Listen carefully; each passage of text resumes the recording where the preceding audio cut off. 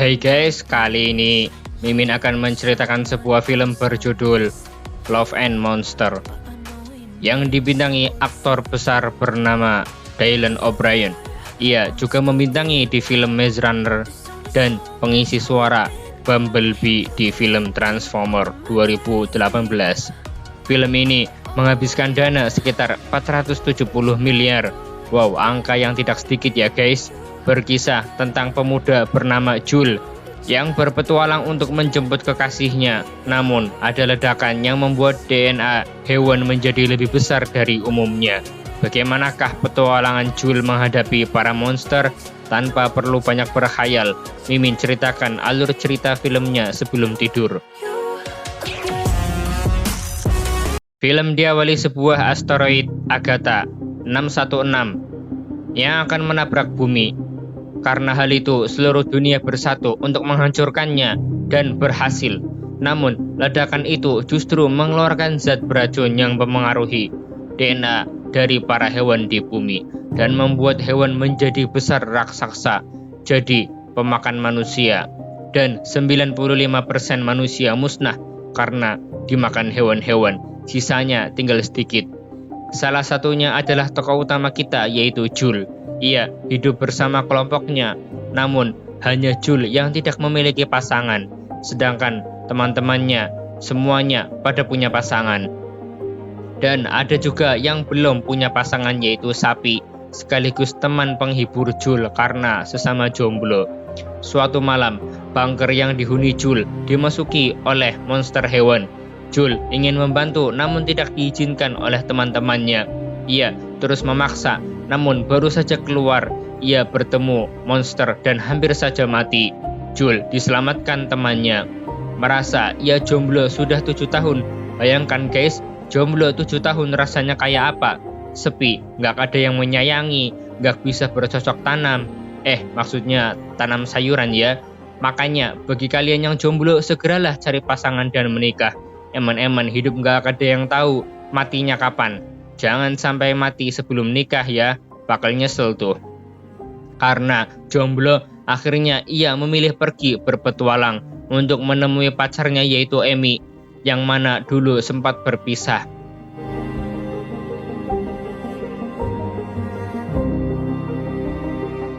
Berbekal buku catatan tentang monster, ia memberanikan diri pergi sendiri. Ia memasuki rumah yang tidak berpenghuni. Ia juga ke halaman belakang rumah, yang mana justru ada seperti mata di dalam kolam. Ternyata itu adalah monster kodok. Tiba-tiba datang seekor anjing yang menolongnya dengan menggigit lidah kodok itu. Sejak saat itu, anjing itu selalu bersama menemani Jules.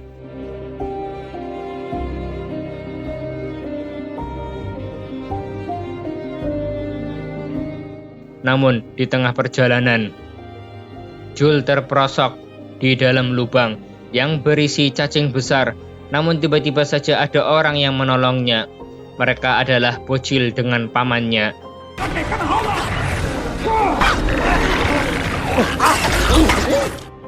Mereka juga mengajari Jules cara bertahan hidup, cara memanah, dan mengajari cara mengetahui mana monster jahat dan baik dengan melihat mata si monster.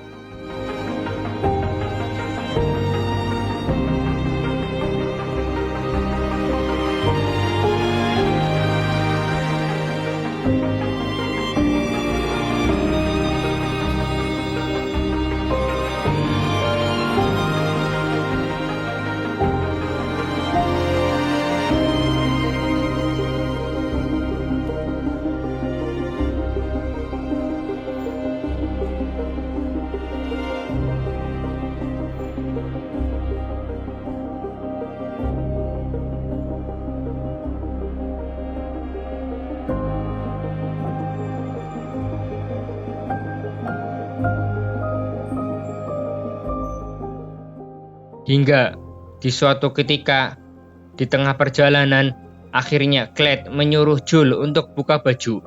Ternyata di belakangnya ada monster siput. Ketika malam, Clyde kagum dengan buku catatan Jules. Esok harinya, mereka bertiga berpisah karena tujuannya berbeda. Clyde memberi granat kepada Jules untuk berjaga-jaga. Di tengah hutan, ternyata anjing itu membangunkan monster kelabang. Anjingnya pun sebenarnya memiliki insting bahwa ada monster yang mendekat. Namun Jules berhasil melawan rasa takutnya dan membunuh monster kelabang itu.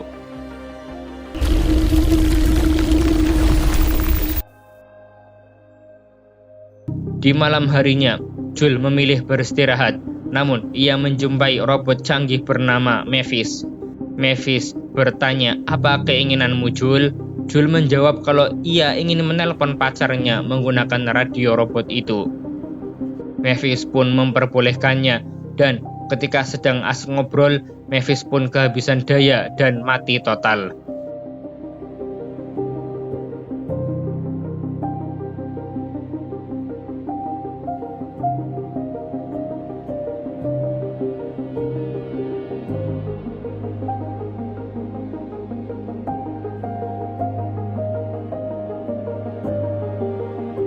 Keesokan harinya, Jules lanjut perjalanan. Ia menyadari bahwa ada monster. Si anjing tidak menggonggong melainkan langsung bersembunyi. Namun ternyata itu adalah ratu dari semua monster. Jules berhasil meledakkan ratu dengan granatnya. Ia jatuh ke sungai yang mana berisi lintah.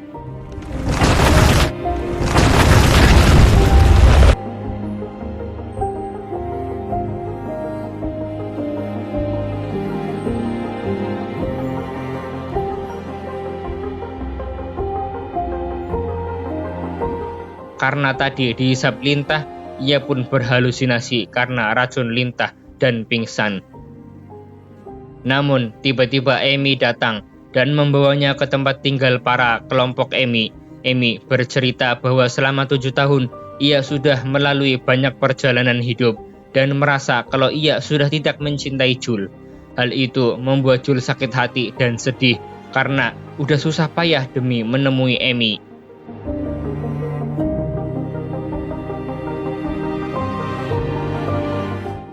Di sana ada seorang pemimpin kelompok Amy bernama Kapten.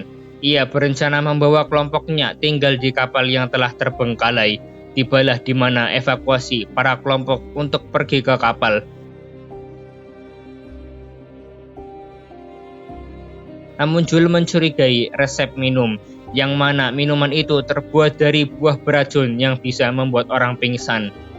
Namun Jules bilang ke Amy, tapi Amy tidak percaya perkataan Jules, dan benar saja semua orang pingsan, namun Jules juga dipukul hingga pingsan. Esok paginya, Jules pun terbangun dalam keadaan semua orang terikat.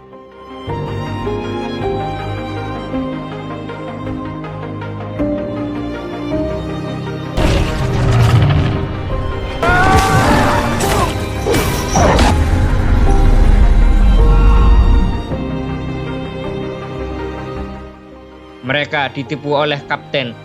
Lalu Kapten menunjukkan kepiting besar yang telah diikat dengan setruman listrik untuk membantai semua orang.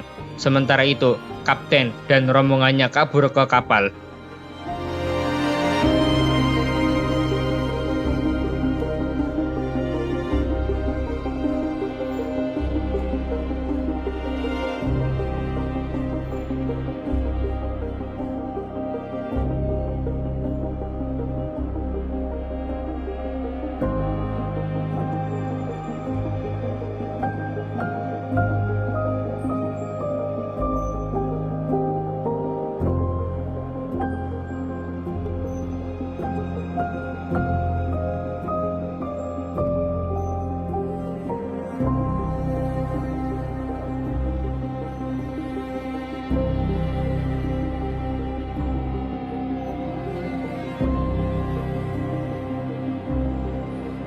Sedangkan Jules berusaha melawan kepiting raksasa agar tidak memakan orang-orang.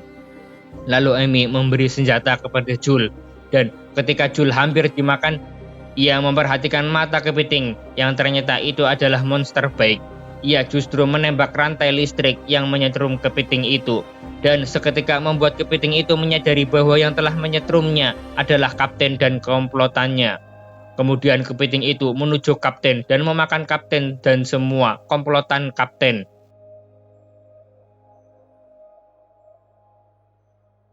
Di akhir film, Jul kembali ke kelompoknya dan akan melindunginya. Ia juga memberikan buku catatannya ke Amy.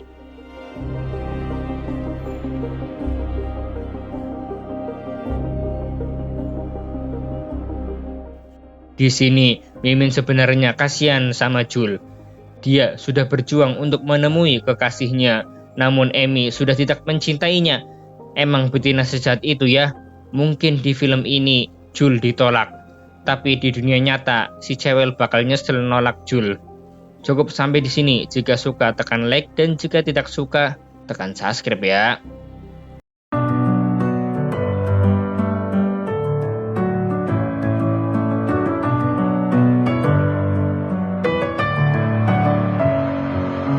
Messing with my head,